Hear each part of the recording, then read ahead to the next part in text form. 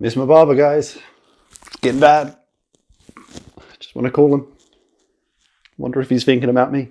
Welcome back to another weekly roundup of cloud gaming news brought to you by yours truly. If you want to stay up to date with all the latest in cloud gaming developments, be sure to subscribe to the channel, hit that notification bell, and if you enjoy the content, be sure to like the video. First up, the blows keep coming for GeForce Now. And if you're a customer of GeForce Now, I guess for you too. So, ouch. This week in a recent blog post, Nvidia announced the removal of another chunk of games with more publishers opting out of the service. This includes Microsoft Xbox Game Studios, Warner Bros. Interactive Entertainment, Codemasters, and Cly Entertainment. So with those publishers opting out of the service, what games are you now losing access to? Obviously the list is somewhat substantial, but some of the notable titles leaving the service include Halo, the Master Chief Collection, any of the Gears of War or Forza titles, Sea of Thieves, the Batman, Mortal Kombat, and Middle-earth series, and all of the Lego games. It's the Lego games that stings, guys, honestly.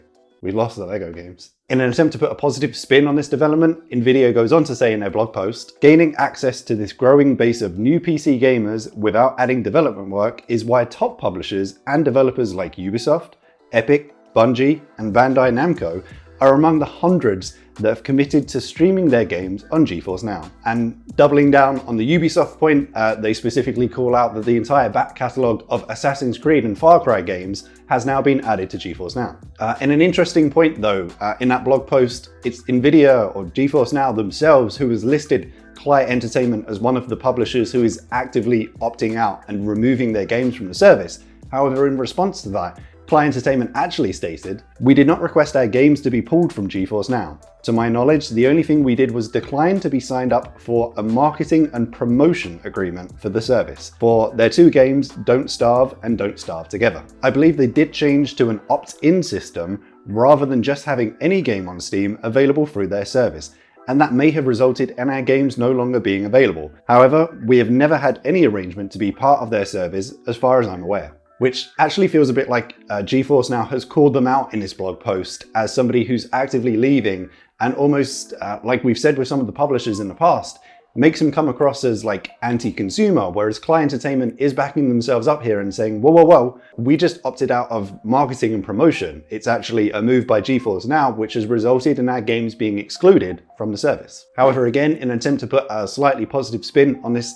largely negative blog post, we'd recently talked about the different tiers for GeForce Now. There's the Founders tier, which obviously gives you access to RTX hardware and also allows you to skip the queues when jumping into games.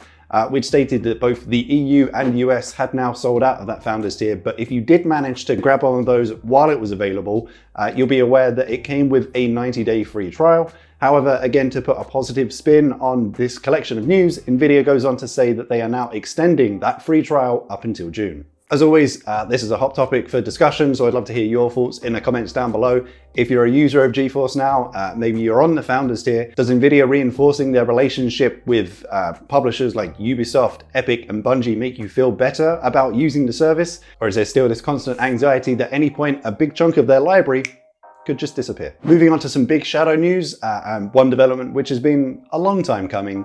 A lot of you have been looking forward to this, and I'm glad to finally be able to talk about it, and that is additional storage. In the last video, we mentioned that this feature was in development.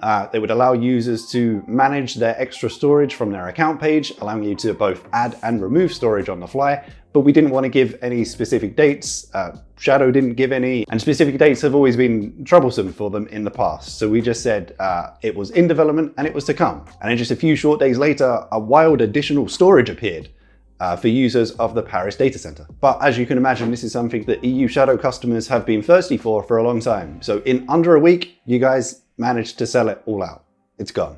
In an update, Shadow stated, given the current situation, i.e. global pandemic, we are unable to add any more. We will keep you posted with news and information as available, so please stay tuned. So if you're both an EU Shadow customer and a subscriber to this channel, then I really hope you got your hands on some. And if you didn't, and you're not subscribed to the channel, then good. I'm glad. But if you're thinking, Mark, that's great for the EU, but I'm a Yankee Doodle Dandy. What about me? But the good news on top of the good news is for US Shadow customers, additional storage went live on Thursday, the 23rd of April. So to claim your additional storage, all you have to do is head over to your Shadow account page and log in.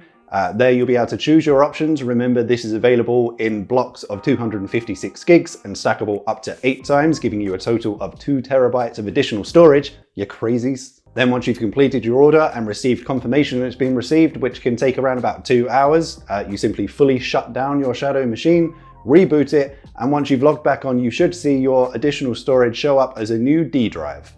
That's right, Shadow's giving you the D. And lastly, for both Paris and US users who have added additional storage, you also have the option to remove that storage at any time. Not sure why you would. Where else is your Steam library going to live?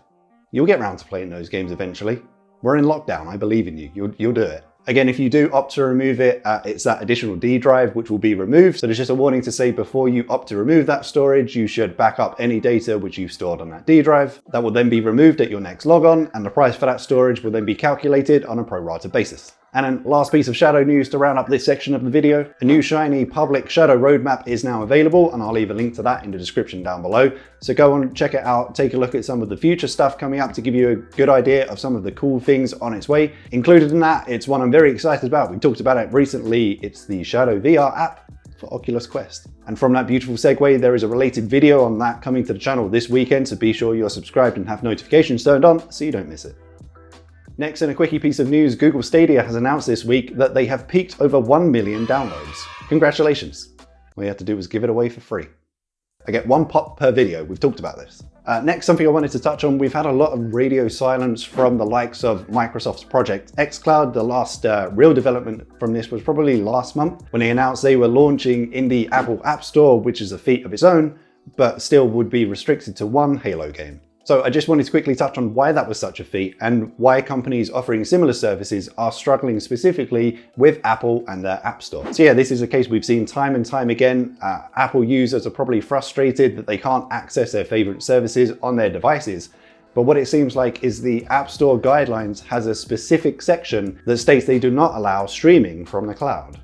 Not very 2020 of you, Apple. Gotta say. As well as that, with Apple wanting to guarantee full security of the users using their devices, another guideline goes on to say, games offered in a game subscription must be owned or exclusively licensed by the developer. Which means unless services like xCloud, Stadia, or GeForce Now are actually creating those games themselves and allowing you to access them, then access to third-party content through their application is not allowed as per the Apple App Store guidelines. I'd love to hear from you if you're an Apple device user. Has Apple's heavy-handed and restrictive App Store policies prevented you from signing up to one of the services you wanted to use? Or maybe you're signed up, but it's heavily restricting the way you wanted to use that service, effectively removing the on-the-go element of these cloud streaming platforms. But that's it from me this week, guys. If you've enjoyed the video or found it somewhat helpful, a like rating would be appreciated. If you haven't already, remember to subscribe to the channel, hit that notification bell, keep washing your hands, stay safe out there, and as always, I shall see you in the next one.